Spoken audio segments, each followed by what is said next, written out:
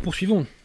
L'Église définit-elle de façon univoque le spiritum principalem comme le Saint-Esprit? Je ne cesserai de le répéter, Pie XII réclame non seulement une formule qui désigne le Saint-Esprit, mais une formule qui le désigne de façon non équivoque. C'est-à-dire que pour l'Église, ce mot ne doit avoir qu'un seul sens, le Saint-Esprit. Est-ce le cas pour le spiritum principalem? Je vais citer ce soir, chers amis, donc, un texte de l'abbé Sécada qui s'appelle « Absolument nul et entièrement vain », que vous retrouvez sur le site catholique de France. Allez lire ce PDF, qui avait été relayé d'ailleurs par Rore Scientifica à l'époque. Et je vais vous citer un article de Dombot dont je ne me suis pas encore remis, pour tout vous dire. Parce que cet article, pardonnez-moi d'être grossier, mais c'est un bras d'honneur catholique, vous allez voir. Et principalement à vous, conciliaires, vous allez voir qu'on vous insulte. Alors, d'abord, citation d'un évêque de l'Opus Dei, qui en 66 écrivait au Concilium, donc la commission qui s'occupait de faire ces faux sacrements, qui écrivait ceci. « Un doute s'empare de moi concernant les mots spiritus principalis. » Est-ce que ces mots signifient adéquatement le sacrement? Écoutons Dombot dans un article de 1969 qui s'appelle « L'ordination de l'évêque » et qui est paru dans le numéro 98 de la revue La Maison de Dieu, premier trimestre 69, pages 113 à 126. Que nous dit Dombot dans cet article? Alors, Pierre de Tirmont, est-ce que vous pouvez afficher cette fois-ci la pièce numéro 4? C'est bon. J'espère que je ne vais pas oublier de vous dire d'afficher les pièces 2 et 3. Passons. Donc, cette pièce numéro 4, ce sont des extraits donc, de l'article 269 de Dombot. Bon. Alors, que nous dit-il? Il nous dit ceci. Accrochez-vous.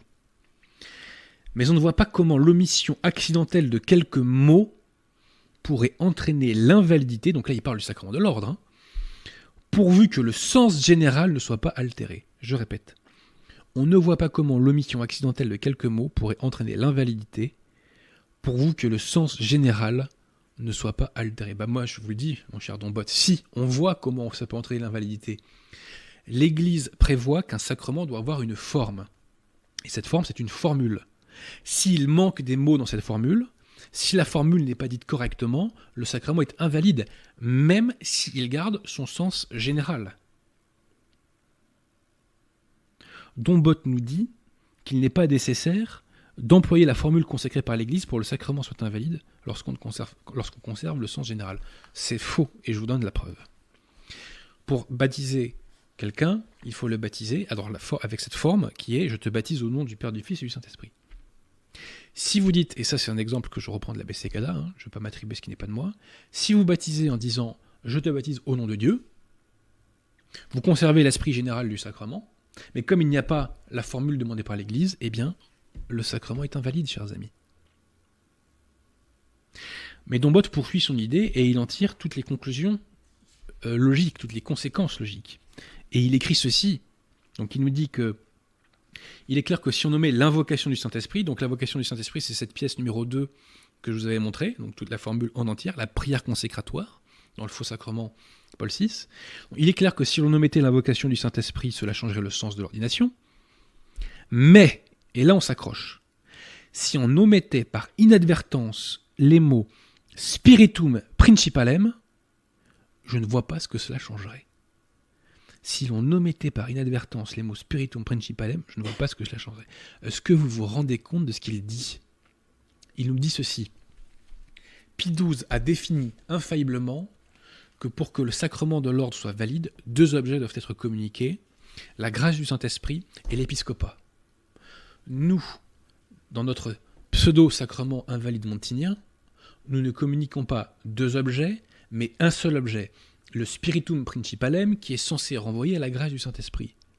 Mais, nous dit Dombot finalement, si l'on nommait par inadvertance les mots spiritum principalem, ça ne changerait rien, le sacrement serait toujours valide, parce que nous conservons le sens du sacrement. C'est-à-dire qu'il faut 2 objets, on n'en communique qu'un seul, mais si on en communique 0, c'est quand même valide. Mais vous vous rendez compte, chers amis? Mais c'est un bras d'honneur fait aux catholiques. Et c'est un bras d'honneur fait surtout à vous, conciliaires. On se moque de vous quand on fait ce genre de choses et quand on tient ce genre d'arguments. On est en train de vous dire, je dévoile le poteau rose, mais si ça ne te plaît pas, c'est pareil.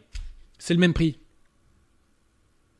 Si vous avez compris ce que Pius exige dans Sacramentum Ordinis, vous ne pouvez qu'être insurgé par ce que vous dit là Dombotte.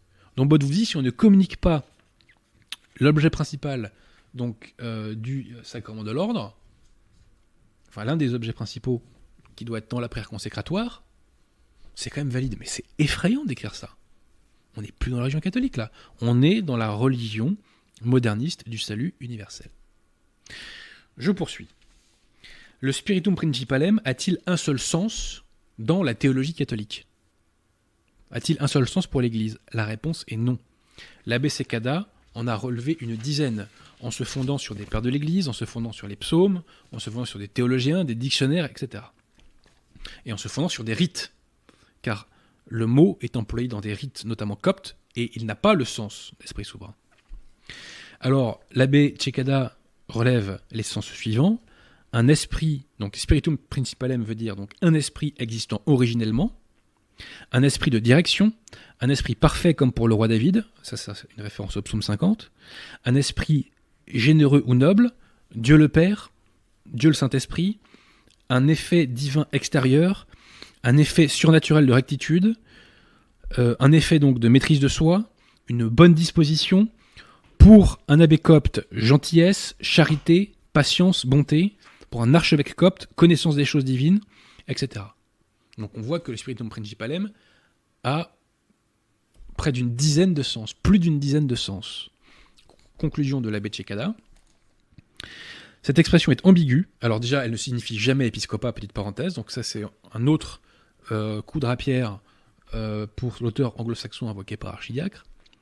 Donc cette expression est ambiguë, de nature à signifier de nombreuses choses ou personnes différentes. Il est vrai que parmi les diverses significations, nous en trouvons une qui connote le Saint-Esprit, mais nullement dans un sens exclusivement réservé aux évêques. Des abbés coptes, le roi David et des chefs vertueux peuvent tous recevoir ce spiritus principalis, cet esprit qui fait les chefs, donc cet esprit souverain. Je répète, des abbés coptes, le roi David et des chefs vertueux peuvent tous recevoir ce spiritus principalis, cet esprit qui fait les chefs.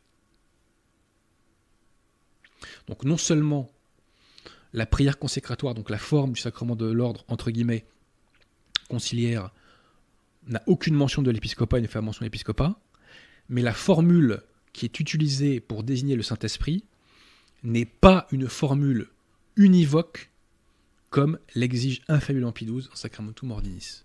Ce sacrement de l'ordre, ce pseudo-sacrement de l'ordre, est doublement invalide. J'en ai terminé.